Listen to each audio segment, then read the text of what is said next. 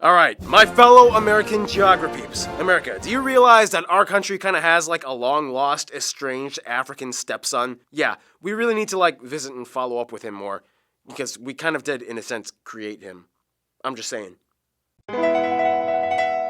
It's time to learn geography. Now! Hey everyone, welcome to Liberia, the US's little experimental African resettlement project, and one of the only two nations in Africa that never got colonized. I beg to differ. Okay, you tried to colonize us for like 5 years, but that doesn't really count for colonization. In many ways, Liberia is incredibly unique on how it became the way it did. No other African state has their type of story, and it all begins on a little place called the Pepper Coast. Let's begin.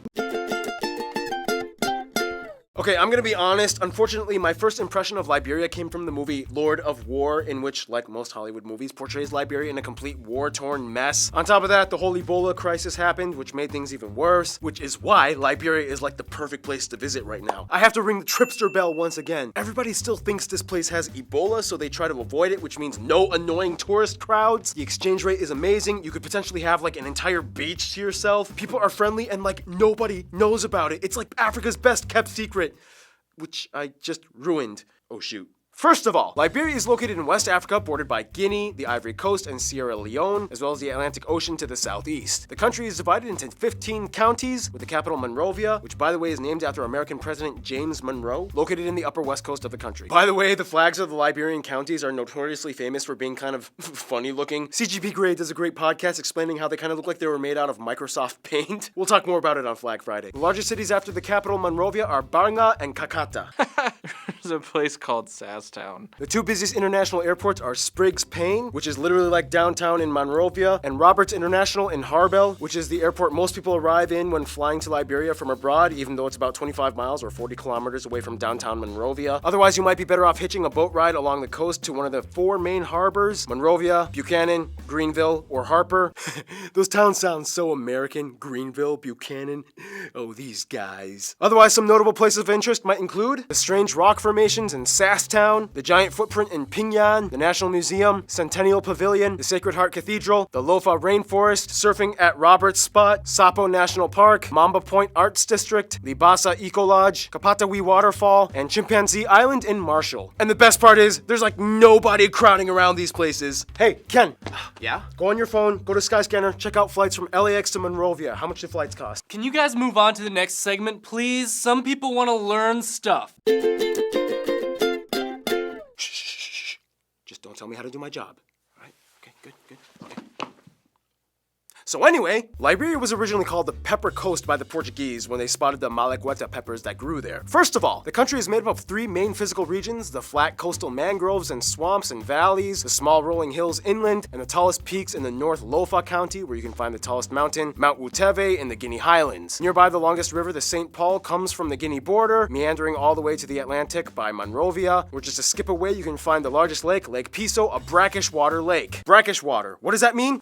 Noah, explain. Alright. In the world of water bodies, a body water that contains any level between 0.05 to 3% salinity is considered brackish. In the case of Lake Piso, a small inlet, it connects the ocean, allowing salt to enter. Awesome, great job, Noah. Yeah, no problem. Oh, actually, you made a mistake. The longest river isn't actually the St. Paul, it's the Kavala River that goes along the border with the Ivory Coast. Okay, no, that's good enough, Okay, just... Okay, how about I'll just walk out of frame? Yeah, okay, alright. Yeah. It rains a lot in Liberia. They have a saying in Liberia: by the rain or by the sweat, either way you will get wet. Where have I heard that before? By the rain and by the sweat. Right. You're gonna get wet. Basically, Liberia has 2 seasons, dry and wet. But even in the dry season, it's still incredibly humid, so you're never gonna be completely dry. Resource-wise, Liberia is kind of like a jackpot country, even though they only have 1 national park, Sapo, the 2nd largest tropical rainforest in West Africa. However, the national animal is, no shocker, the lion. Everybody wants the lion. Even the UK took the lion for some reason, and lions have never, naturally inhabited that area anyway. Speaking of animals, let's address the elephant in the room, Ebola. Ken, was that joke distasteful? I'd say you just barely grazed past the boundary. Good enough! Yes, during 2014, there was an outbreak of the virus with thousands that ended up dying. After months of pretty much quarantining and treating the entire nation, the outbreak was contained, and after passing a 42-day time period, the nation was declared Ebola-free in January 2016 with heightened surveillance. The whole ordeal left Liberia stigmatized and economically shunned. This was not what they needed. Nonetheless, through some smart decisions, they moved forward and continued rebuilding. Unemployment is only at about 3.5%. Exports like timber and rubber are at their highest. GDP growth has overall risen, peaking at 9.4% in 2007, and by 2011 they became one of the fastest growing 20 economies in the world. They even dramatically reduced their external debt through commercial debt relief from 4.5 billion to 222 million. That's like deleting 17/18ths of your debt. That's like Noah deleting my weight and replacing it with this messenger bag. Good for you, Liberia. Granted, they still need to do some work, blackouts are not uncommon, and infrastructure and civil engineering projects are still in progress, but for a country coming out of 2 civil wars and Ebola, not bad. Oh yeah, we usually talk about food. Food! Now, as a nickname hint, Liberians are famous for making their food spicy. They love spice. It's even said that people all over, but especially from the Kru tribe, put small bits of pepper in their kids' noses and mouths to kind of get them to build a tolerance. Alright, that just about covers that. Moving on to my favorite part,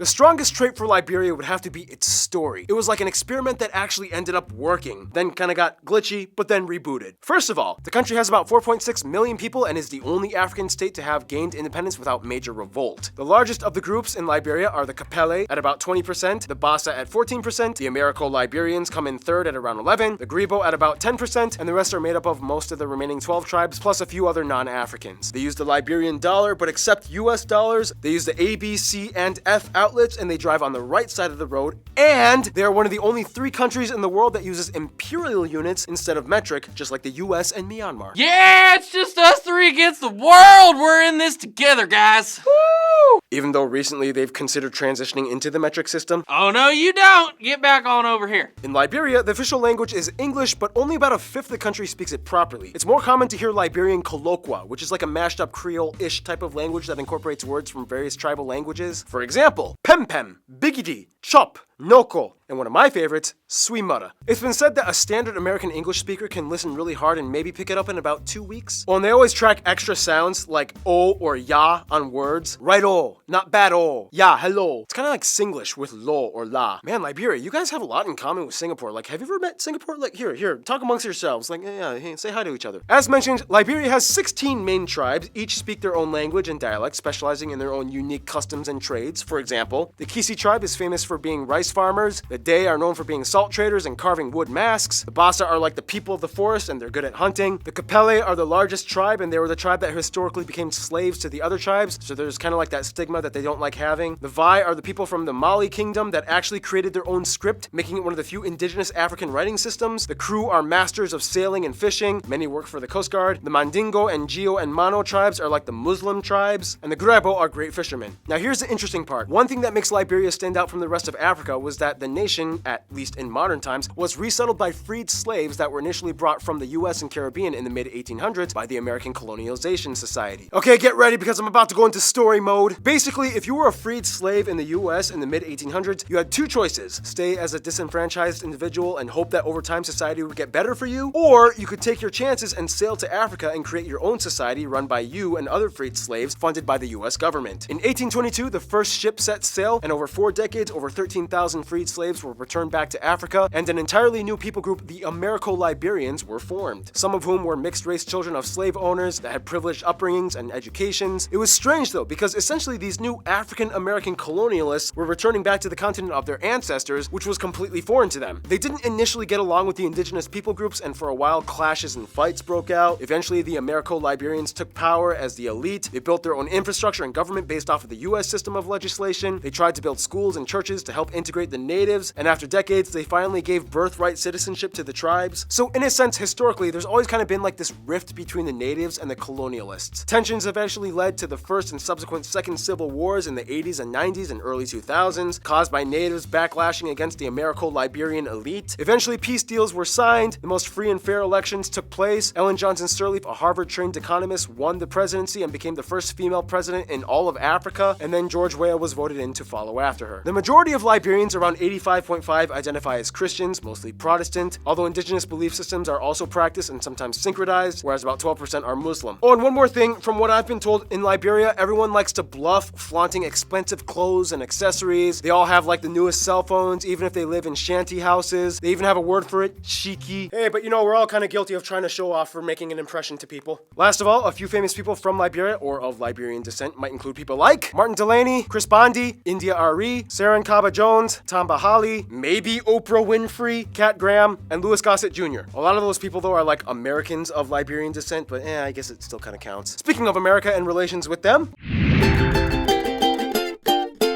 Liberia is kind of like that kid playing on the swings that you walked up to on the playground because you wanted to say hi, but then the moment you got 2 feet away from them, they fall off and break their arms screaming in pain, so you're like, oh shoot, hi? Are you okay? First of all, within Africa, Namibia showed huge appreciation for Liberia's support for their liberation efforts and offering Liberian passports to help students study abroad. The Namibian Defense Force also stops by and stations themselves occasionally in Liberia. Sierra Leone and Guinea were like the really close cousins that suddenly got really mad because that one thing that happened in the 80s that they never really forgot. And by that I mean President Charles Taylor. Although issues have settled, they still kind of remember it and hold it against them a little bit. India really started to love Liberia after they gave their full-fledged support for India's stance on the Kashmir dispute. In return, President Sirleaf was invited to India. They struck up multiple export and investment deals in things like engineering equipment, pharmaceuticals, and steel and plastics, which increased India's investments in Liberia by 4 times. When it comes to their best friends though, Liberians always kind of go back to their 1800 roots and say the USA. Sometimes they even call themselves Little America, and the statement, "We will become America's 51st state," has even been a slogan in some presidential campaigns. Many of their former presidents were even born in the US. Even though tensions were built up in the 80s and 90s, the US is still the largest provider of investment and foreign aid, and they still take cultural and diplomatic cues from their stepdad. Overall, the two have a weird but somewhat functional relationship. In conclusion, nowhere else in the world do you find an African nation colonized by African Americans. It's just